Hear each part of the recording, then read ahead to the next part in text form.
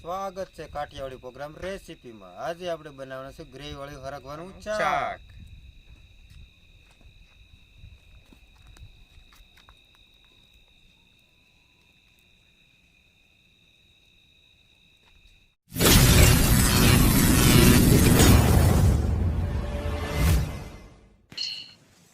સૌથી પહેલાં મિત્રો આપણે સરગવાનું કટિંગ કરી લઈશું।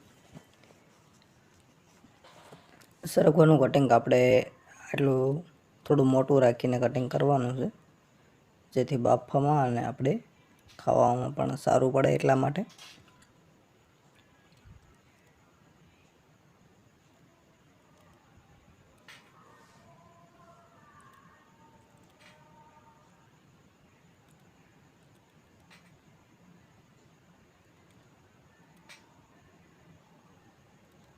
ત્યાર પછી મિત્રો આપણે સરગવાને બાફવા માટે આપણે ગેસ પ્રગટાવી લઈશું અને એક નાની તપેલી મૂકીશું અને તેની અંદર આપણે પાણી નાખીશું સરગવો બાફવા માટે। અડધી તપેલી જેટલું પાણી લેવાનું છે મિત્રો, જેથી આપણો સરગવો સારી રીતે બફાઈ જાય।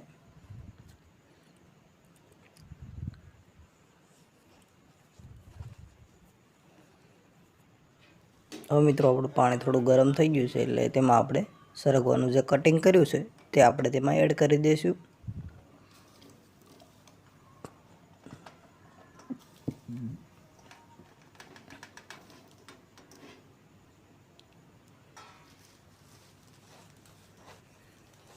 તમે જોઈ શકો છો। ત્યાર પછી મિત્રો આપણે તેમાં સ્વાદ પૂરતું થોડું મીઠું એડ કરી દઈશું, જેથી તેનો સ્વાદ આપણા તેની અંદર બેસી જાય। અને ત્યાર પછી મિત્રો આપણે ટમેટાની ગ્રેવી કરવાની છે, એટલે આપણે નાનકડા મશીનની અંદર આપણે ટમેટાની ગ્રેવી કરી લઈશું।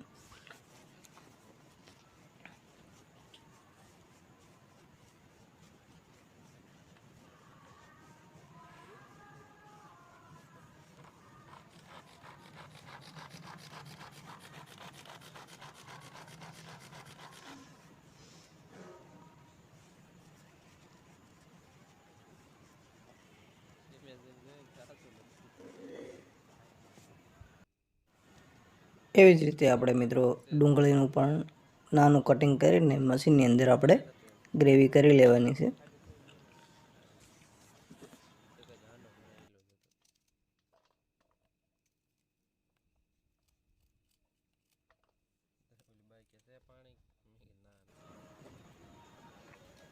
હવે મિત્રો આપણે ચેક કરશું કે આપણો સરગવો કેટલો બફાણો હશે, તે જોઈ લઈશું।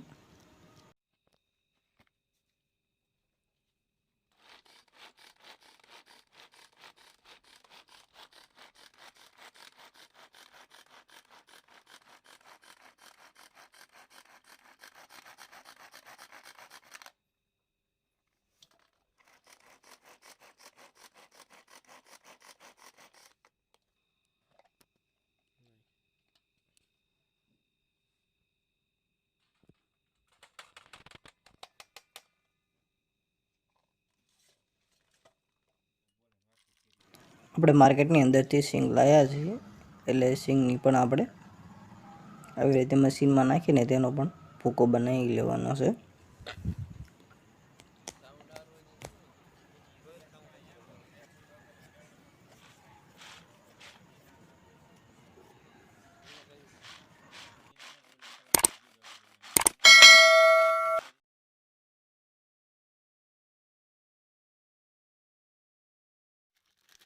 એવી જ રીતે મિત્રો આપણે સવાણું પણ લાવ્યા છીએ, એટલે સવાણાનું પણ આપણે એવી જ રીતે ભૂકો બનાવી લેવાનો છે મશીનમાં નાખીને।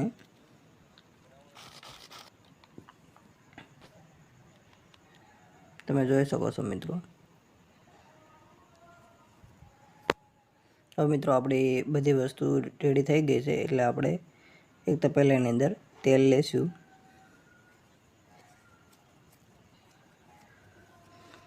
થોડી વાર માટે તેલ આવી જાય એટલે તરત જ આપણે તેમાં રાઈ નાખી દઈશું। રાઈને વ્યવસ્થિત રીતે આપણે ફૂટવા દઈશું।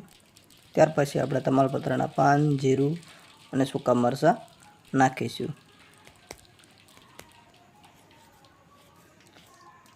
ત્યાર પછી મિત્રો આપણે ડુંગળીની જે ગ્રેવી બનાવી છે તે નાખીશું.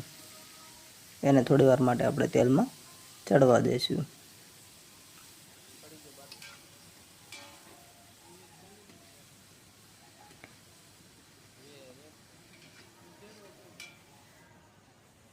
જેવી થોડી ડુંગળી ચડી જાય એટલે તરત જ આપણે તેમાં મીઠું એડ કરી દઈશું, જેથી ડુંગળી જલ્દી ચડી જાય આપણી.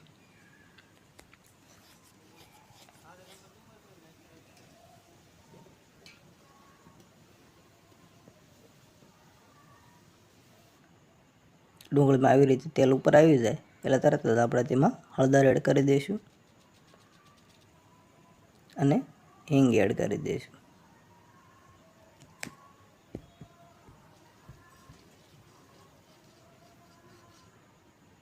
ત્યાર પછી મિત્રો આપણે તેમાં લાલ મરચું એડ કરી દઈશું. તે 3 ચમચી જેટલું એડ કરીશું. જેટલું તમે તીખું ખાતા હોય એટલું તમારે પણ એડ કરવાનું છે. અને એને આપણે થોડી વાર તેલમાં ચડવા દઈશું અને ત્યાર પછી તરત જ આપણે ટમેટાની જે ગ્રેવી બનાવી છે તે એડ કરી દઈશું.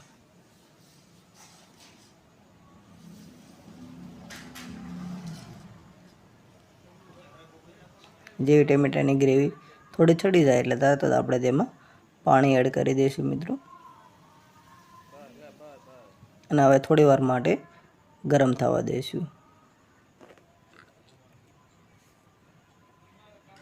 જેવું થોડું ગરમ થઈ જાય એવી રીતે ઉભરો આવવા મળે એટલે તરત જ આપણે સિંગનો અને ચવાણાનો જે ભૂકો છે તે એડ કરી દઈશું, જેથી આપણી ગ્રેવી છે એકદમ ઘાટી અને ભરાવદાર બને. જેવું બધી વસ્તુ કમ્પ્લીટલી થોડુંક ગરમ થઈ જાય એટલે તરત જ આપણે બાફેલો જે સરગવો છે તે આપણે એડ કરી દઈશું અને થોડી વાર માટે આપણે તેને પણ ચડવા દઈશું.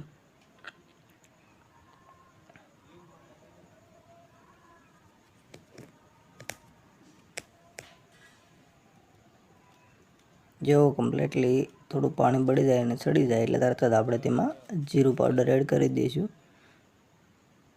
અને કોથમરી એડ કરી દઈશું. બસ કમ્પ્લીટલી આપણું શાક તૈયાર થઈ ગયું છે મિત્રો. બધાને આપણે ટેસ્ટ કરવા આપીશું. જો મિત્રો તમને આ રેસીપી સારી લાગી હોય તો મારી ચેનલને લાઈક કરજો, સબસ્ક્રાઈબ કરજો અને શેર કરી દેજો. થેન્ક યુ સો મચ મિત્રો.